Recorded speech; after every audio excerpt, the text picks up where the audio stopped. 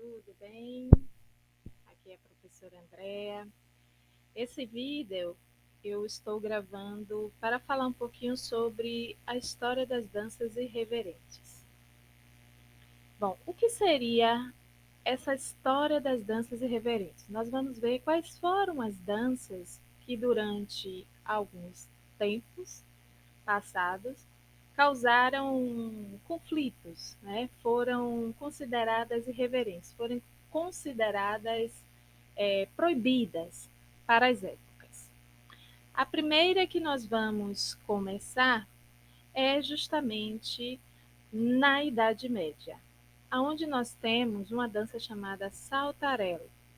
E ela foi considerada é, inapropriada para a época, né? Foi considerada irreverente, porque ao momento em que a música era tocada, as moças, né, que vestiam roupas longas, saias longas, elas saltitavam.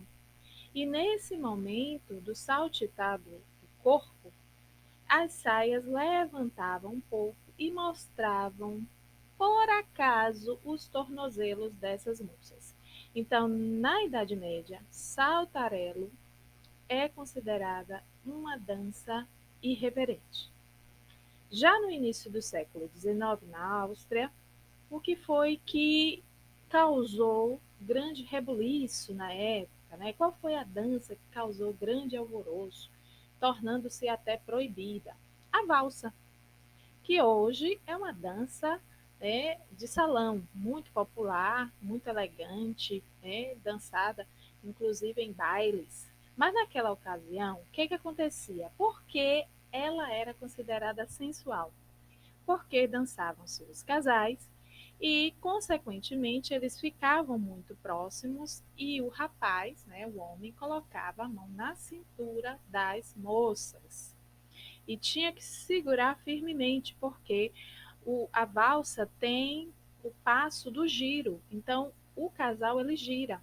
Então, para isso, né, o rapaz precisava segurar muito firme a moça. Atualmente, né, como eu falei, a valsa ela é dançada em muitas ocasiões especiais, inclusive em bailes de 15 anos, né, comemoração de 15 anos. A próxima dança, que é muito próxima à nossa cultura, é a dança indígena, aonde o que acontece? Porque a dança indígena é considerada uma dança proibida, principalmente, né, no olhar das outras pessoas que não fazem parte da cultura indígena, tem uma relação com a sexualidade ou com a sensualidade, pelo fato de que os índios dançavam nus. Hoje é muito comum, né, os indígenas estarem usando roupas para as apresentações, né? Quando tem turistas, eles vão apresentar as suas danças, então eles usam roupas. Mas, na época, principalmente que os portugueses chegaram ao Brasil, que eles dançavam completamente nus. Então, para a sociedade moderna, era um absurdo, né? Uma pessoa estar nua no momento da dança. Então, por isso que a dança indígena é considerada justamente aquela dança sensual, uma dança proibida, uma dança irreverente. A próxima, que já causa um pouquinho, né, de alvoroço, é o cancan. Por quê? Porque o cancan, ele é impetuoso, ele é animado, as músicas são muito agitadas, né? As danças, elas são realizadas geralmente nos cabarés, nos teatros de revistas, na Europa e nos Estados Unidos da América. E justamente, né, nos meados do século XIX, início do século XX, o cancan ele estava no auge, né? Então nós temos aí alguns artistas que retrataram muito bem o cancan, o Moulin Rouge, que é um cabaré muito famoso que ainda existe, né? Lá na França, ele a dança principal que exercia era o cancan. Então, mesmo que haja controvérsia, né, na sua origem, que o cancan era considerada de origem das quadrilhas populares. Né? Hoje em dia a gente sabe muito bem a quadrilha que a gente conhece, que é a quadrilha junina, totalmente diferente do cancan. Mas o cancan se originou justamente das quadrilhas populares. Bom, o cancan também, nesse período, logo no início, era dançado tanto por homens quanto por mulheres. Mas, no decorrer do tempo, as mulheres elas tomaram conta dessa dança e só elas dançam hoje. Até hoje, essa dança ela é feita principalmente na França, no Moulin Rouge, o Cabaret Moulin Rouge, que até hoje existe.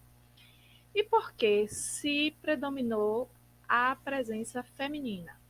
Porque a agilidade das bailarinas, os movimentos, o balançar das saias, os saltos de pontapés, tudo isso fazia com que elas mostrassem o corpo. Então, o que aconteceu foi que em 1844 o cancan foi considerado ilegal pelas autoridades da época, que achava muito ousado. Agora nós vamos para as danças mais calientes, né? Nós temos a primeira delas que é a salsa, né? Ela traz muita questão da sensualidade, por quê? Porque ela mescla os movimentos do ritmo de mambo, cha-cha-cha e a rumba cubana, né? São uma das danças de salão, né? Danças latinas, e ela tem um ritmo muito intenso, muito rápido e, claro, né? Conhecida no mundo inteiro. Então, seus movimentos, que são muito característicos, né? São o quê? São as pernas, né? São os quadris, que mexem muito os quadris, e a questão do rebolado. Né? Então, por isso que sofreu muita crítica. Por quê? Porque no momento em que se balança o quadril, né, tanto do homem quanto da mulher, e eles dançam muito junto, então os corpos eles ficam muito próximos. Então, por isso que causa esse alvoroço todo e foi considerado também uma dança irreverente. Outra dança latina é o tango. O tango já é uma dança mais sensual, né?